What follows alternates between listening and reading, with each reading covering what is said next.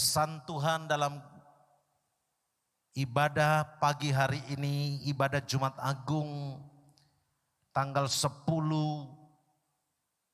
April 2020 terambil dari kitab Kolose pasal 2 ayatnya yang ke-9 sampai ayatnya yang ke-17. Demikian firman Tuhan. Sebab dalam dialah berdiam secara jasmania seluruh kepenuhan kealahan. Dan kamu telah dipenuhi di dalam dia. Dialah kepala semua pemerintah dan penguasa. Dalam dia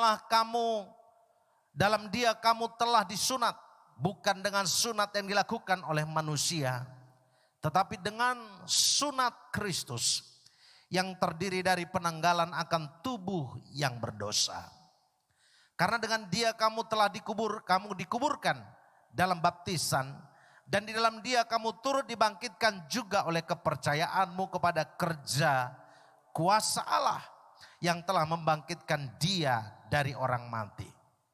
Kamu juga meskipun dahulu mati oleh pelanggaranmu dan oleh karena tidak disunat secara lahiriah, telah dihidupkan Allah bersama-sama dengan dia. Sesudah ia mengampuni segala pelanggaran kita. Dengan menghapuskan surat hutang yang oleh ketentuan-ketentuan hukum mendakwa dan mengancam kita. Dan itu ditiadakannya dengan memakukannya pada kayu salib. Ia telah melucuti pemerintah-pemerintah dan penguasa-penguasa. Dan menjadikan mereka tontonan umum dalam kemenangannya atas mereka.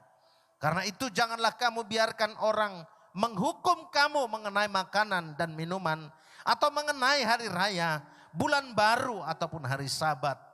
Semuanya ini hanyalah bayangan dari apa yang harus datang. Sedang wujudnya ialah siapa? Kristus. Bapak ibu saudaraku yang dikasihi Tuhan, kitab Kolose adalah satu dari sekian banyak surat yang dikirimkan oleh Paulus kepada jemaat yang ada di Kolose, yang merupakan hasil dari buah pelayanannya di daerah Asia Kecil. Jadi jemaat di Kolose ini adalah buah pelayanan dari Rasul Paulus. Pada waktu perjalanan misinya yang kedua. Saudaraku, dia memenangkan daerah Kolose. Membuat orang-orang yang tinggal di Kolose, penduduknya percaya kepada Tuhan Yesus Kristus. Surat ini saudaraku dituliskan sekitar tahun 58 Masehi. Sebagai wujud dari rasa tanggung jawabnya sebagai seorang pemimpin rohani kepada anak-anak rohaninya pada waktu itu. Karena apa saudaraku dia menuliskan surat ini kepada jemaat di Kolose? Karena pada waktu itu Paulus mendengar ada beberapa guru yang mengajarkan ajaran yang telah keliru. Mengajarkan ajaran yang salah. Di mana guru-guru palsu tersebut saudaraku mengatakan bahwa untuk memperoleh keselamatan yang sempurna. Untuk memperoleh keselamatan yang sempurna. Maka jemaat di Kolose diharuskan menyembah kepada roh-roh yang menguasai dan memerintah alam semesta ini.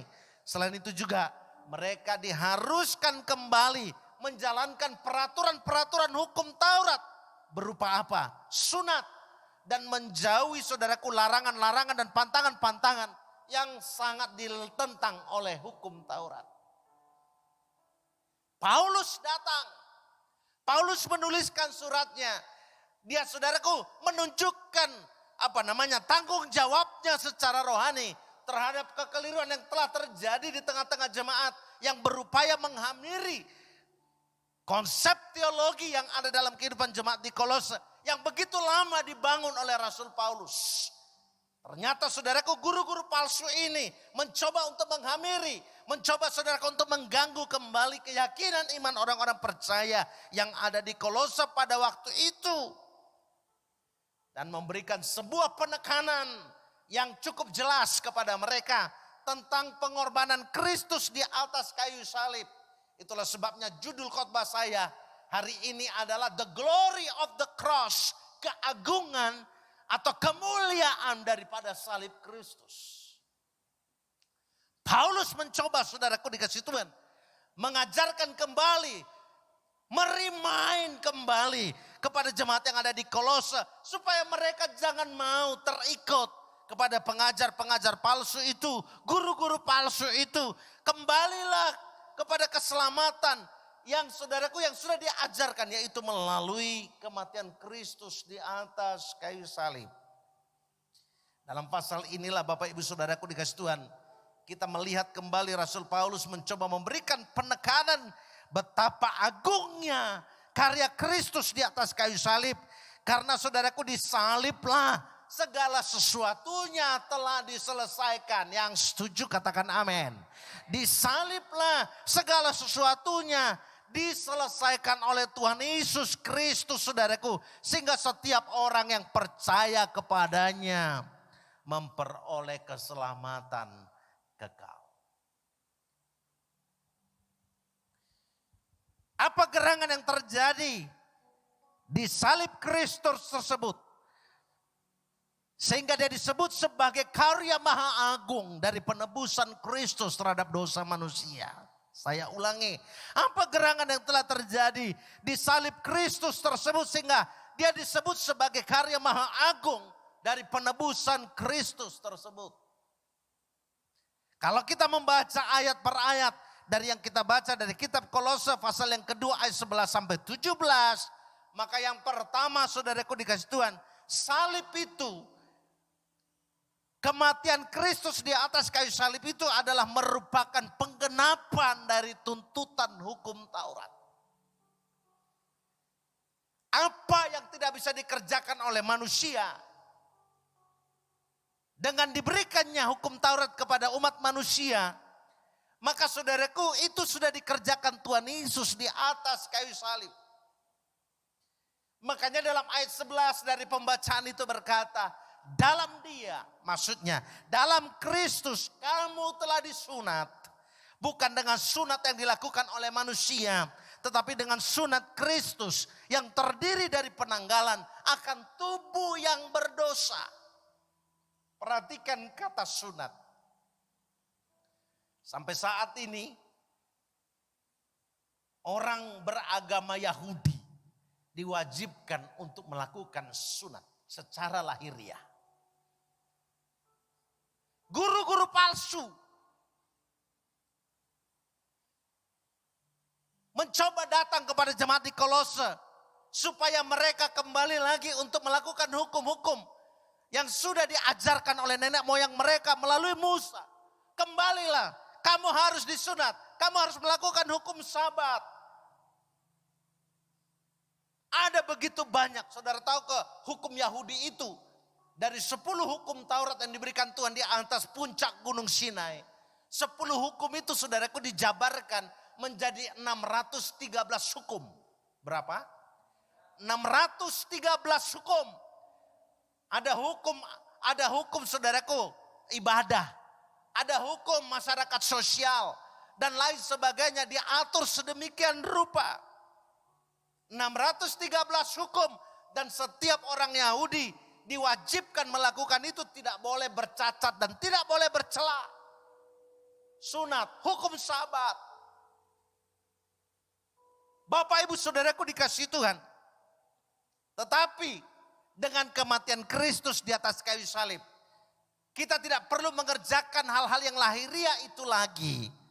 Tetapi saudaraku, semuanya sudah digenapi di atas kayu salib dengan kematian Kristus di atasnya. Makanya disebut dalam dia kamu telah disunat. Bukan lagi dengan sunat yang dilakukan oleh manusia, tetapi dengan sunat Kristus yang terdiri dari penanggalan akan tubuh yang berdosa.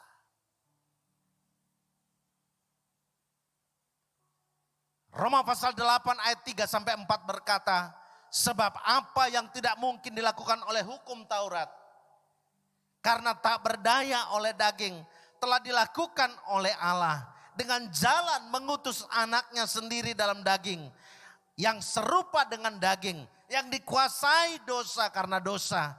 Ia telah menjatuhkan hukuman atas dosa di dalam daging, supaya, perhatikan, supaya tuntutan hukum Taurat digenapi di dalam kita yang tidak hidup menurut daging tetapi menurut roh.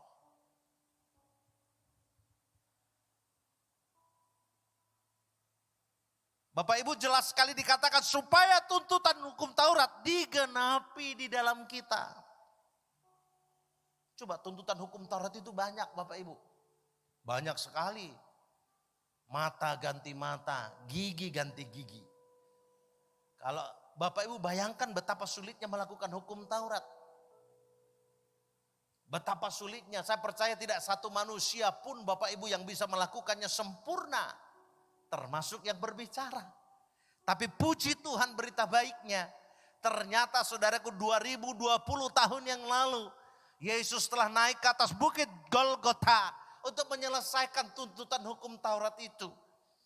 Makanya pernah dalam satu ayat dikatakan Yesuslah kegenapan hukum Taurat itu.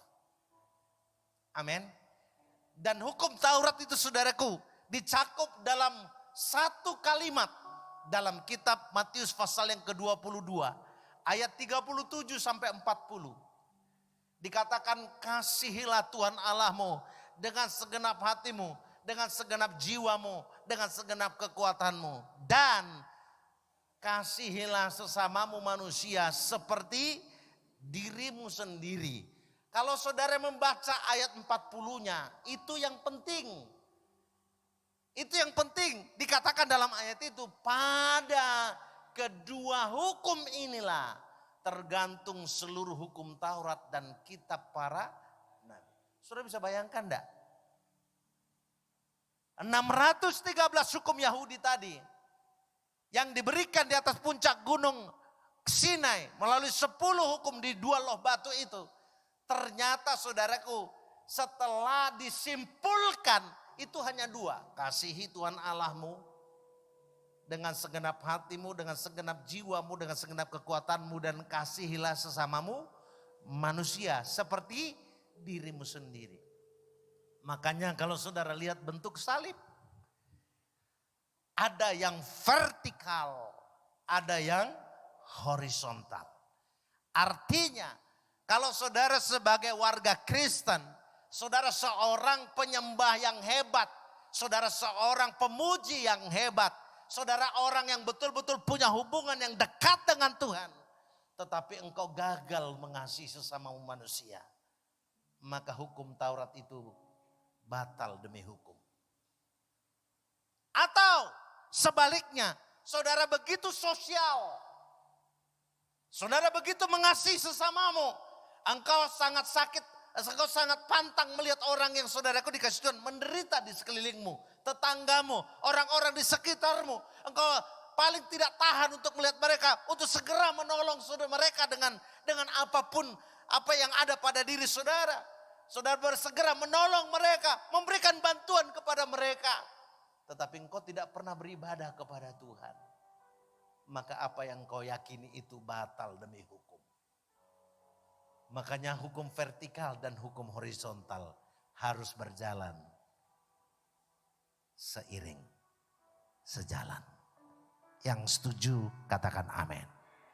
Yang setuju katakan amin. Jadi kalau saudara beribadah di gereja dan saudara menyembah Tuhan di gereja, saudara sungguh-sungguh mengangkat tangan di gereja, tetapi kau tidak punya kasih kepada sesamamu manusia, dan kau masih membuat kasta di dalam dirimu, kau masih punya golongan-golongan dalam dirimu, membedakan orang dalam dirimu, saya mau pastikan engkau tidak benar sebagai orang Kristen. Kalau perhatianmu hanya kepada orang-orang kaya, orang-orang yang punya duit, kau tidak pernah peduli kepada orang-orang yang miskin. Maka apa yang kau yakini sebagai orang percaya tidak akan pernah menjadi sempurna. Karena Tuhan menginginkan kita mengasihi sama kita. Atau sebaliknya kalau saudara terlalu sosial. Hidupmu kau abdikan hanya untuk pekerjaan-pekerjaan sosial. Tetapi engkau tidak pernah datang beribadah, tidak pernah berdoa, tidak pernah datang ke gereja. Maka hukum itu batal demi hukum. Maka beribadahlah kepada Tuhan. Salib Itu adalah penggenapan dari tuntutan hukum Taurat. Yang kedua, ayat yang ke-14. Ayat ini berkata dengan menghapuskan surat hutang yang oleh ketentuan-ketentuan hukum mendakwa dan mengancam kita. Dan itu ditiadakannya dengan memakukannya pada kayu salib. Yang kedua, Bapak Ibu saudaraku dikasih Tuhan, ternyata salib itu saudaraku telah menghapuskan surat hutang. Luar biasa. Alkitab berkata tidak ada seorang pun saudaraku yang hidup di dunia ini, yang lahir ke dunia ini yang tidak berdosa. Roma pasal yang ke-6 ayat 23 berkata, Roma pasal 3 ayat 23 berkata, semua manusia telah berdosa dan telah kehilangan kemuliaan Allah. Roma pasal 6 ayat 23 berkata, dan upah dosa adalah maut. Kita sudah mewarisi dosa dari nenek moyang kita yang bernama Adam dan Hawa. Karena kesalahan dan kejatuhan manusia dalam dosa. Melalui satu orang ini, akhirnya seluruh keturunannya menjadi berdosa. Tidak ada satu orang pun yang lahir ke dunia ini tanpa dosa. Tapi berita baiknya adalah ketika Yesus naik di atas kayu salib. Ternyata saudaraku, hutang dosa kita, tuntutan hukum dosa itu, yaitu alam maut, akhirnya saudaraku sudah diselesaikan oleh Tuhan Yesus di atas kayu salib. Yang setuju katakan amin. Yang punya keyakinan katakan amin. Ya sudah selesai. Hebat enggak tuh jadi orang Kristen? Luar biasa enggak saudara sebagai orang Kristen? Sementara saudaraku agama di luar sana berupaya untuk mengejar keselamatan. Dengan apa? Berbuat baik. Dengan apa? Kesalehan. Dengan apa? Beramal. Pertanyaan saya untuk masuk surga itu sampai berapa persen? Kalau memang karena perbuatan baik, perbuatan baiknya sampai berapa persen?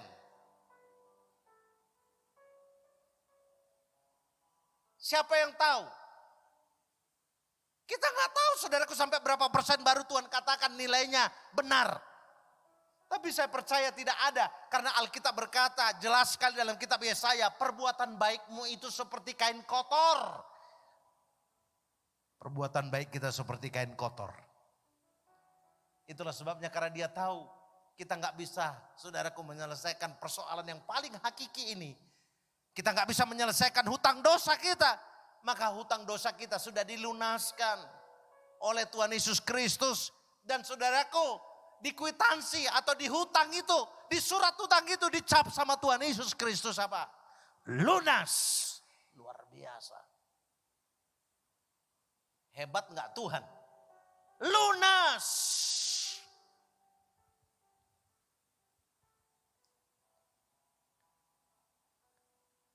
1 Petrus 1 ayat 18 sampai 19 berkata. Kita akan nyanyikan lagunya bersama-sama juga nanti. Sebab kamu tahu bahwa kamu telah ditebus dengan cara hidupmu, dari cara hidupmu yang sia-sia, yang kamu warisi dari nenek moyangmu, itu bukan dengan barang yang fana. Bukan pula dengan perak atau emas, melainkan dengan apa? Melainkan dengan apa? Sama-sama katakan melainkan dengan apa? Darah yang mahal. Yaitu darah Kristus. Yang sama seperti darah anak domba. Yang tak bernoda dan tak bercacat. Katakan amin. Ternyata yang menjadi jawaban atas seluruh dosa manusia. Yang tidak bisa diselesaikan ini adalah saudaraku lewat apa? The blood of Jesus. Darah Yesus. Nggak ada yang bisa menyelesaikan kecuali darah Yesus. Wih, hebat. Dosa kita sudah disucikan oleh apa? Darah Yesus. Makanya ini saya senang menyanyikan lagunya. Bersama-sama kita angkat pujian ini. Ayo. Bukan dengan barang fana Kau membayar dosaku. Mari dengan iman katakan. Dengan darah yang mahal. Apa? Tiada noda dan celah. Bukan dengan emas perak Kau menebus diriku. Oleh segenap kasih dan pengorbananmu, ku telah mati dan tinggalkan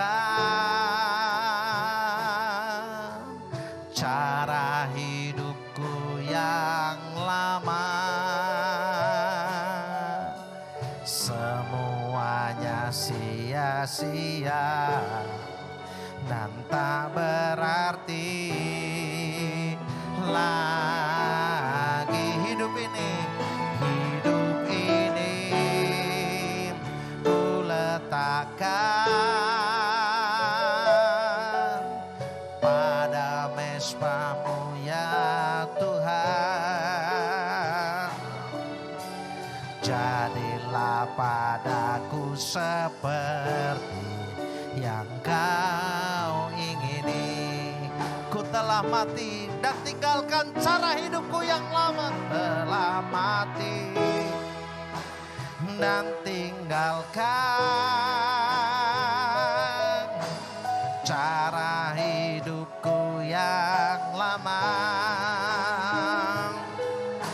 Semuanya sia-sia dan tak berarti lagi.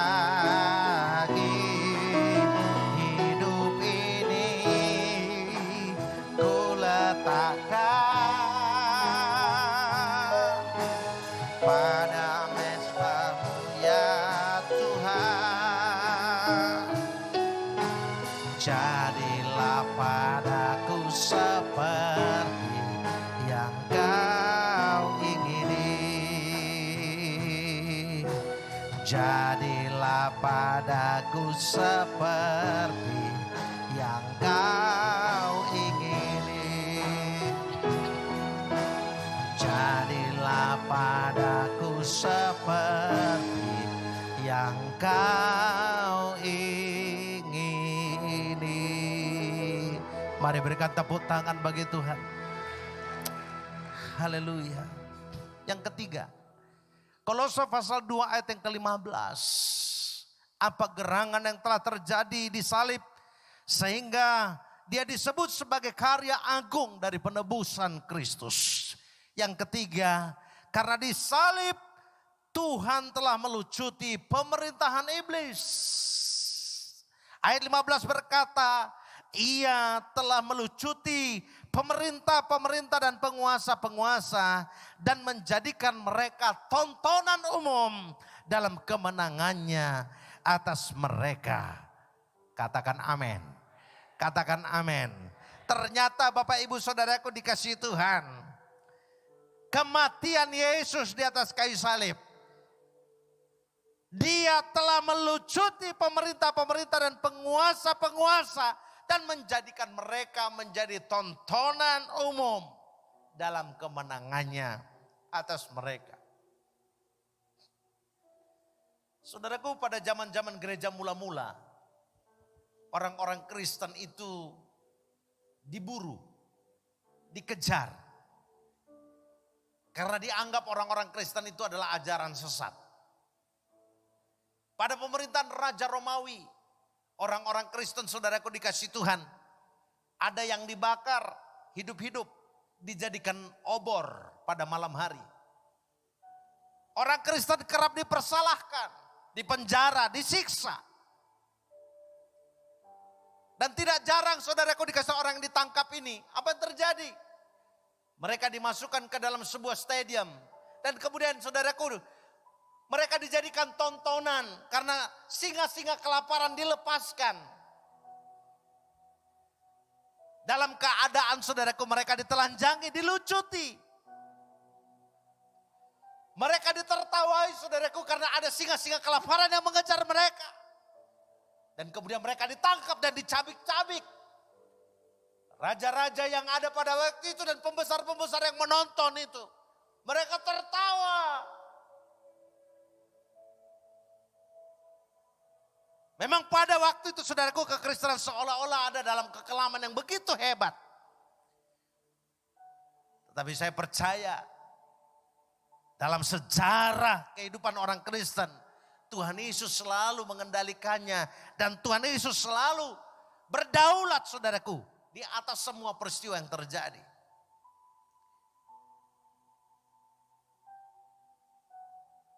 Bapak Ibu, kekristenan tidak pernah mati. Kekristenan tidak akan pernah saudaraku dikasih Tuhan menjadi habis hanya karena dianiaya. Kemarin saya berbicara kepada Pak Boy. Sasaran tembak dari semua yang sedang terjadi ini sebetulnya adalah orang Kristen.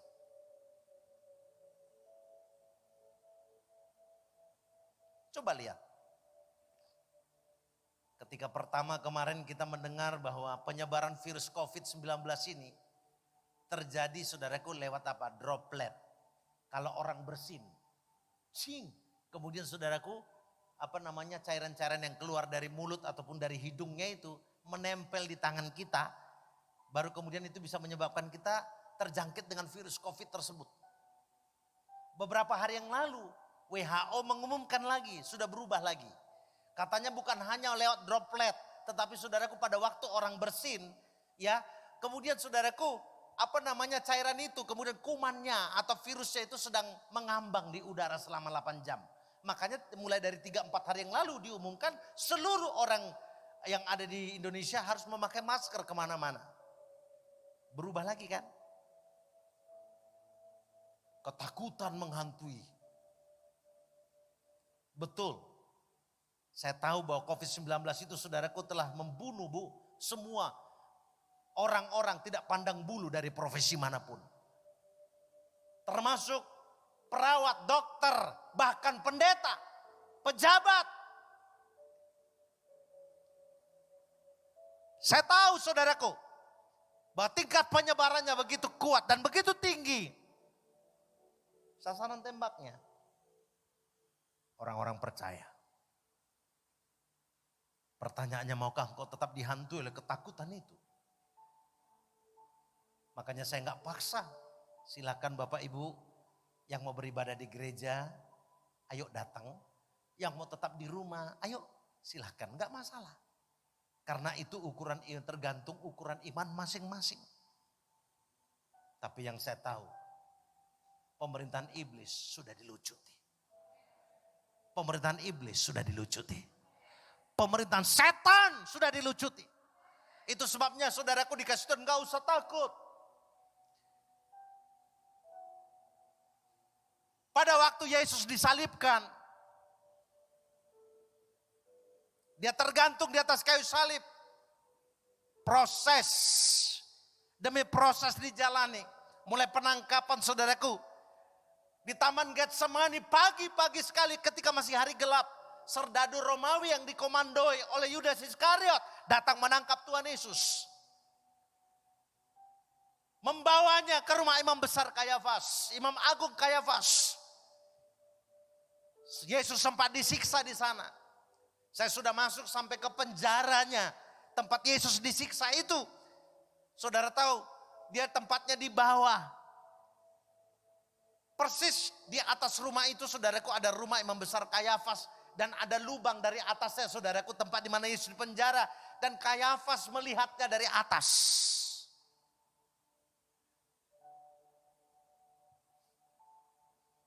Dari mulai pagi hari masih gelap dia dibawa ke sana.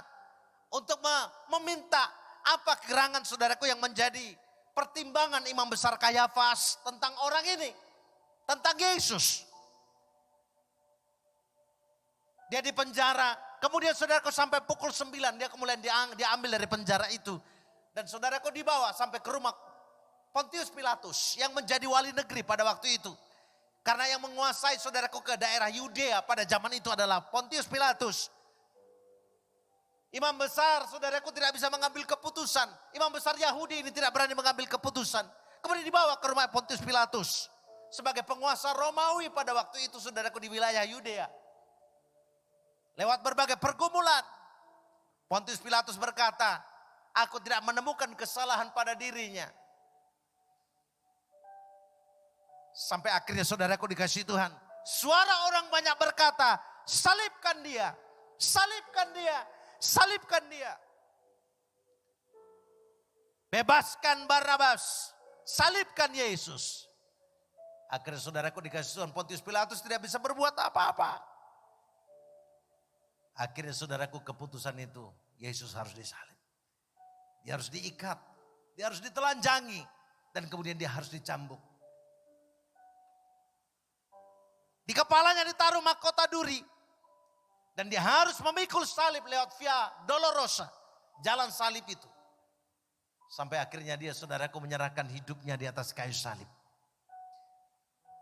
Alkitab berkata jam 3 sore. Sampai pukul 3. Suasana di seluruh daerah Yudea. Terjadi kegelapan yang luar biasa. Saudara tahu itu menggambarkan apa? Kerajaan kegelapan pesta pora. Kuasa kegelapan saudaraku berpesta pada waktu itu ketika Yesus naik di atas kayu salib. Dan mereka beranggapan bahwa ini adalah akhir daripada segala kehidupan daripada orang yang disebut juru selamat itu. Mereka bikin pesta, mereka buat pesta pora. Sampai akhirnya dia diturunkan ke salib. Dan dia saudaraku dimasukkan ke dalam sebuah kuburan. Mirip daripada Yusuf dari Arimatea. Tapi hari Minggu. Pagi-pagi benar ketika Maria Magdalena datang bersama dengan perempuan-perempuan yang lain. Datang melihat kubur Yesus. Malaikat berkata. Mengapa engkau mencari orang yang hidup dari antara orang yang mati? Dia sudah tidak ada di sini sebab dia sudah bangkit. Itulah yang akan kita rayakan hari Minggu nanti. Ketika Yesus sudah bangkit, mendadak saudaraku dikasih Tuhan iblis terdiam. Kuasa kegelapan, penguasa-penguasa di udara terdiam 1000 bahasa. Karena apa yang dianggap mereka kekalahan justru adalah sebuah kemenangan. Makanya Paskah itu berbicara kemenangan. Haleluya. Haleluya. Salib itu berarti saudaraku, Yesus telah melucuti pemerintahan iblis. Makanya jangan takut. Yang terakhir, yang keempat. Apa gerangan yang telah terjadi di salib sehingga disebut sebagai karya maha agung dari penebusan Kristus Yesus? Yang keempat, karena di salib telah terjadi pertukaran. Di salib telah terjadi pertukaran, substitusi. Ayat 17 dari Kolose pasal 2, semuanya ini hanyalah bayangan dari apa yang harus datang. Sedang maksudnya ialah Kristus. Makanya Bapak Ibu Saudaraku dikasih Tuhan. Salib itu berbicara substitusi, pertukaran. Dia yang tidak berdosa dibuat menjadi berdosa supaya kita yang berdosa dibenarkan oleh Allah. Dia yang mulia rela menjadi hina supaya kita yang hina menjadi mulia. Dia yang kaya rela menjadi miskin supaya kita yang miskin menjadi kaya. Ini berbicara pertukaran. Di salib telah terjadi pertukaran yang hebat itu. Harusnya saudara yang menanggung semua derita itu. Harusnya saudara yang harusnya menanggung penghukuman itu. Tapi Yesus merelakan hidupnya sehingga dia mati di atas kayu salib. Saya tutup dengan sebuah cerita. Kisah seorang jenderal bernama Samila. Bapak Ibu, pada awal abad ke-20. Ketika terjadi pergolakan besar di Rusia. Ada seorang tokoh revolusioner yang memimpin satu kegerakan revolusi. Dengan maksud dan tujuan ingin menggulingkan pemimpin Rusia. Bersama para pengikutnya, saudaraku dikasih Tuhan, Jenderal Samila hidup di tenda-tenda dan sering berpindah-pindah tempat untuk menghindari kejaran pasukan pemerintah yang selalu, saudaraku, yang ditugaskan untuk menangkap mereka. Jenderal yang dikenal sebagai seorang pemimpin yang adil, tapi sekaligus sebagai seorang jenderal yang kejam. Dia, saudaraku dikasih Tuhan, ya, melakukan kekejaman kepada siapa saja, memberikan hukuman kepada siapa saja yang bersalah. Tidak pandang bulu siapapun yang bersalah, maka dia pasti akan dihukum seadil-adilnya. Itu yang membuat, saudaraku, para pengikut-pengikutnya sangat segan, sangat takut kepada Jenderal Samila. Berhubung karena mereka hidup berpindah-pindah. Dan mereka harus, saudaraku dikasih Tuhan, belajar berhemat. Dalam segala sesuatu mereka harus belajar berhemat. Termasuk dalam soal makanan. Mereka harus berhemat. Karena mereka, saudaraku, punya cadangan makanan yang tidak banyak. Mereka harus diajar berhemat. Sampai suatu saat, saudaraku, ketika mereka kekurangan makanan, dalam keadaan kekurangan makanan. Dan mereka dipaksa harus berhemat. Seorang prajurit datang membawa laporan kepada Jenderal Samila bahwa telah terjadi pencurian dari tempat penyimpanan bahan makanan. Sehingga Samila, saudaraku, menjadi murka. Mendengar berita itu, dia kemudian menginstruksikan kepada seluruh pasukannya segera berkumpul di tenda utama untuk, saudaraku dikasih Tuhan, melakukan evaluasi tentang peristiwa itu. Sang jenderal dengan marahnya, saudaraku dikasih Tuhan, mengumumkan kepada orang-orang yang ada di situ, kepada para pasukannya, bahwa siapa saja yang didapati mencuri, maka dia harus dicambuk, ya, dihukum cambuk sebanyak 50 kali. Akhirnya, saudaraku, seluruh pasukannya menjadi ketakutan. Waktu pun berlalu, ternyata terjadi lagi peristiwa pencurian, saudaraku, bahan makanan. Terjadi peristiwa pencurian bahan makanan dan memerintahkan, saudaraku, Samila memerintahkan untuk menghukum pencuri tersebut. Bapak Ibu saudaraku dikasih Tuhan, ternyata, saudaraku, pada waktu Samila berkata bahwa orangnya kemari, dia harus dihukum. Maka, saudaraku dikasih Tuhan, sang pencurinya itu adalah ibundanya sendiri. Ibunya sendiri. Dia kaget. Dia gak menyangka kalau ibunya, saudaraku, yang mencuri bahan makanan dari gudang penyimpanan makanan itu. Tapi karena dia dikenal sebagai jenderal yang tegas dan sekaligus adil, ibarat sebuah simalakama, maka dia, saudaraku, harus mengambil keputusan apakah ibunya ini harus dihukum ataukah ibunya ini harus dibebaskan. Kalau seandainya ibunya dibebaskan, maka, saudaraku, wibawanya sebagai seorang yang dikenal sebagai seorang pemimpin yang tegas, sebagai seorang jenderal yang tegas dan adil, maka hancur dan seketika itu juga, saudaraku, runtuh seketika itu juga. Tapi kalau seandainya dia mengambil cambuk dan menghukum ibunya itu dengan hukum cambuk 50 kali, maka, saudaraku dikasih Tuhan, di mata rakyatnya, di mana hati nurani seorang jenderal berani menghukum ibunya, walaupun ibunya itu bersalah. Lewat pertimbangan yang begitu berat, lewat, saudaraku, pertimbangan yang begitu lama, Akhirnya apa yang terjadi saudaraku dikasih Tuhan? Dia tetap mengizinkan ibunya untuk diikat dan ditaruh saudaraku di tengah-tengah kerumunan manusia itu. Tidak lama setelah itu saudaraku, maka dia saudaraku dikasih Tuhan melepaskan ikatan dari tangan ibunya. Mengangkat ibunya saudaraku dikasih Tuhan. Dan dia berkata kepada ibunya saudara. Dia berkata begini, ibu aku sangat mengasihimu. Dan apapun yang terjadi aku tak akan membiarkan seorang pun menyakitimu ibu. Dia membawa ibunya ke pinggir tenda.